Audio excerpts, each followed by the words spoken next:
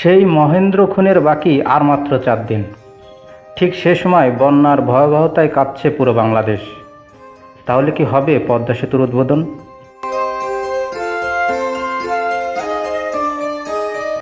একদিকে বানভাসী মানুষের হাহাকার, আরেকদিকে আনন্দে উচ্ছ্বসিত পদ্মা সেতুর উদ্বোধন।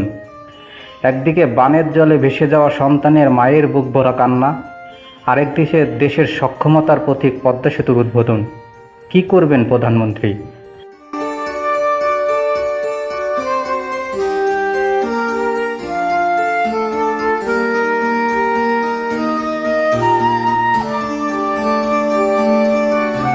একদিকে সিলেট, সুনামগঞ্জ ও নেত্রকোনা সহ দেশের সকল বানভাসী মানুষের এক মুঠো খাবারের জন্য আর্তনাদ, আরেকদিকে কোটি কোটি টাকা ব্যয়ে পদ্মা সেতুর উদ্বোধন।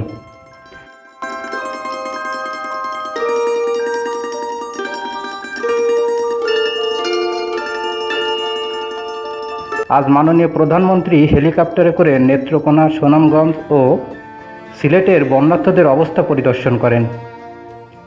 তারপর তিনি নিজ হাতে সিলেটের সার্কিট হাউসে ত্রাণ বিতরণ করেন। আগামীকাল 22 জুন জাতির উদ্দেশ্যে ভাষণ দেবেন প্রধানমন্ত্রী। তাহলে কি পাল্টে যাবে পদ্মা সেতুর উদ্বোধনের তারিখ? কি ঘটতে চলেছে 25 তারিখ?